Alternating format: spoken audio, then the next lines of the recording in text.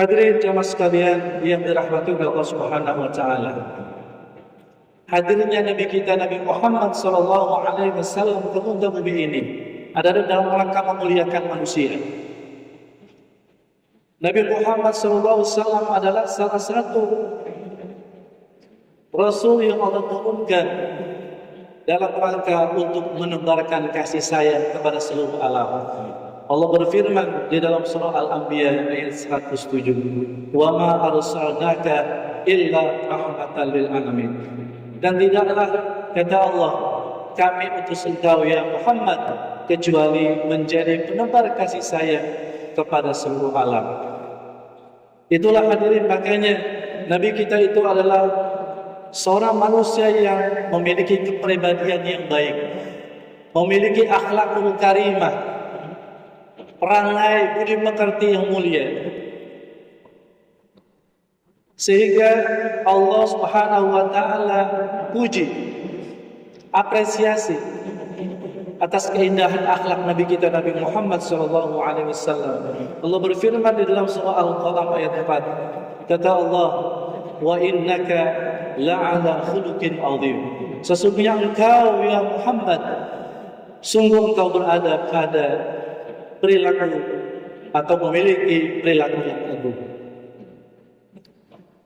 Ketika Siti Aisyah, istri Nabi Shallallahu Alaihi Wasallam, ditanya oleh seorang sahabat seperti apa akhlak Nabi kita, maka beliau menjawab, "Kana khuluquhul Quran."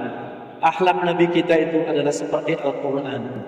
Kalau kita ingin melihat Al-Quran yang berjalan, Al-Quran yang termanifestasi dalam segala macam kebajikan-kebajikan, maka kita lihat pribadi Nabi kita Nabi Muhammad sallallahu alaihi wasallam. Beliau disegani bukan hanya kawan tapi juga lawan. Begitu banyak mereka-mereka yang sebelumnya memusuhi Nabi, mereka yang sebelumnya bahkan akan membunuh Nabi, akhirnya bertekuk lutut, lalu kemudian setelah itu mereka masuk kepada agama Islam dengan cara apa hadirin? Karena mereka terpukau, mereka terpesona dengan akhlak Nabi Sallallahu Alaihi Wasallam. Sehingga Nabi adalah orang yang memiliki kepribadian yang agung, dan ternyata hadirin, Nabi kita juga adalah sebagai pendidik yang ulung, pendidik yang berhasil. Tidak hanya dirinya yang berpribadi agung, yang berkarakter baik, tapi juga para sahabatnya pun juga dibentuk oleh Nabi dan menjadi hamba-hamba Allah yang juga memiliki karakter yang mulia. Lalu hadirin, pertanyaannya, seperti apa cara Nabi dalam mendidik para sahabatnya sehingga para sahabatnya itu betul-betul menjadi generasi terbaik seperti yang digambarkan oleh Allah, kuntum khaira ummatin ukhrijat linnas. Para sahabat itu adalah sebagai umat terbaik yang diturunkan oleh Allah Subhanahu wa taala dikarenakan mereka beriman kepada Allah dan senantiasa mereka melakukan dakwah amar ma'ruf nahi munkar. Bahkan Nabi bersabda, sebaik-baik masa, sebaik-baik zaman, sebaik-baik generasi adalah generasiku, lalu setelahnya, lalu setelahnya. Nah, seperti apa cara Nabi mendidik sahabatnya? Ada beberapa cara Nabi yang Nabi gunakan dalam mendidik para sahabatnya. Yang pertama hadirin adalah dengan cara memberikan keteladanan, memberikan contoh yang baik. Kalau kita sebagai orang tua, apalagi kita sebagai pendidik atau guru, maka wajib buat kita, kalau kita ingin mendidik anak-anak kita atau mendidik peserta didik kita dan mereka itu akan menjadi baik, maka terlebih dahulu kita perbaiki diri kita. Kita kasih contoh yang baik. Nabi kita begitu. Ada satu peristiwa hadirin, ketika ada seorang Arab Badui, Arab pedalaman, datang ke masjid, lalu kemudian dia kencing di pojok masjid. Tentu orang yang memiliki akal sehat itu pasti akan protes terhadap orang ini, karena masjid tempat suci. Kenapa? dia sembarangan buang air kecil. Hampir-hampir saja para sahabat itu menghardik orang ini. Lalu melihat ketegangan tersebut, Nabi kita kemudian memberikan ketenangan kepada para sahabatnya. Lalu Nabi kita menahan kepada para sahabatnya agar tidak menghardik orang ini.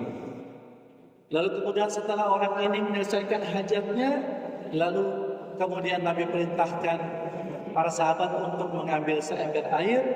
Lalu Nabi tidak banyak kalam, tidak banyak berbicara. Lalu setelah itu Nabi menyirami air itu ke bekas kencing orang Arab Badui tadi. Selesai, baru kemudian Nabi memberikan nasihat-nasihat yang baik kepada orang Arab Badui tersebut. Indah sekali hadirin. Kalau setiap pendidik, kalau setiap orang tua mendidik anaknya dengan pola, dengan cara seperti itu, luar biasa. Maka Nabi adalah sebagai teladan yang baik. Laqad kana lakum fi Rasulillah uswatun hasanah. Beliau memberikan keteladanan. Nah, itu cara yang pertama. Lalu cara yang kedua, hadirin, beliau dalam berbagai macam kesempatan selalu menyisipi nasihat-nasihat yang baik. Maka yang namanya kita mendidik, hadirin, tidak hanya ketika kita dalam waktu-waktu yang khusus mendidik, kapanpun, dimanapun, itu bisa kita jadikan momen untuk kita bisa memberikan nasihat-nasihat yang baik. Seperti hanya dikisahkan oleh Sayyidina Abdullah ibnu Abbas. Satu ketika beliau diboncengi oleh Nabi berkendaraan, naik onta. Lalu kemudian dia mengisahkan, Nabi SAW berkata kepadanya, "Ya gulam, wahai seorang anak," kata Nabi, "ini u'allimuka kalimat." Aku ingin memberikan atau mengajarkan kepada kau beberapa nasihat, beberapa kalimat.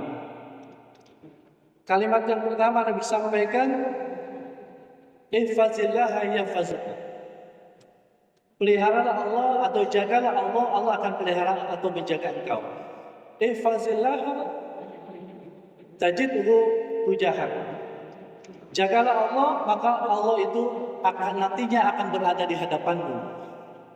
Apabila engkau bertanya, tanyalah kepada Allah. Apabila engkau meminta, mintalah kepada Allah. Ini adalah nasihat yang diselipkan oleh Nabi manakala Nabi sedang melakukan perjalanan dengan sepupunya, yaitu Sayyidina Abdullah bin Abbas.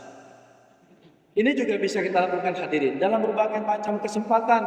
Nasihat-nasihat yang baik itu memang harus disampaikan. Tidak hanya sebatas pada saat pengajian atau pada saat ada kelas atau pembelajaran. Nah, yang ketiga, hadirin, cara Nabi mendidik para sahabatnya adalah dengan cara yakni berdialog dan bertanya.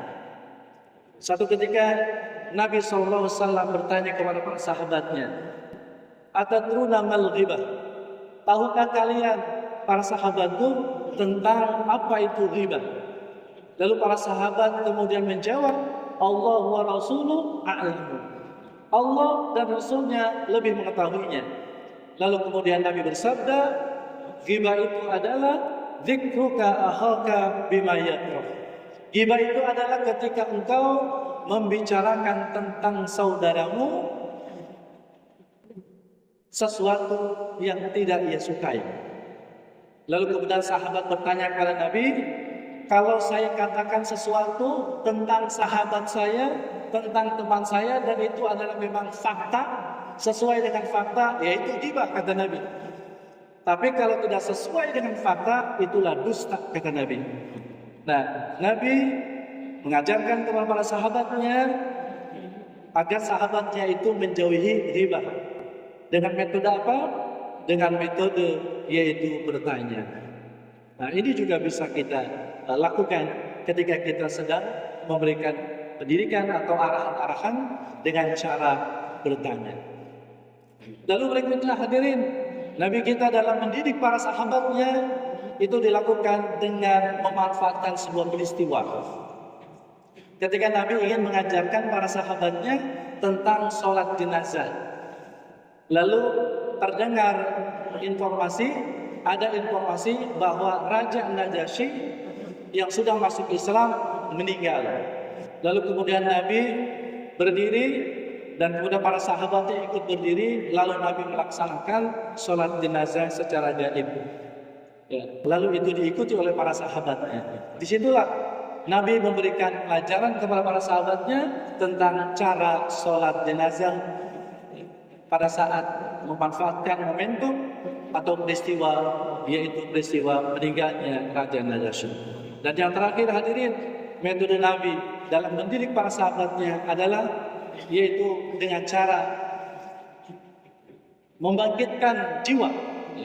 Dan ini terjadi ketika ada satu peristiwa, ada orang bangsawan mencuri, lalu kemudian para sahabat tidak berani menginformasikan kepada Nabi atau tidak berani menghukum orang itu dikarenakan dia orang bangsawan. Setelah Nabi dengar, lalu Nabi katakan, umat terdahulu itu hancur, kata Nabi. Karena apa? Karena ketika orang kecil mencuri, maka diberikan hukuman. Tapi ketika orang besar bangsawan mencuri, mereka diamkan. Itulah yang menyebabkan umat terdahulu itu hancur.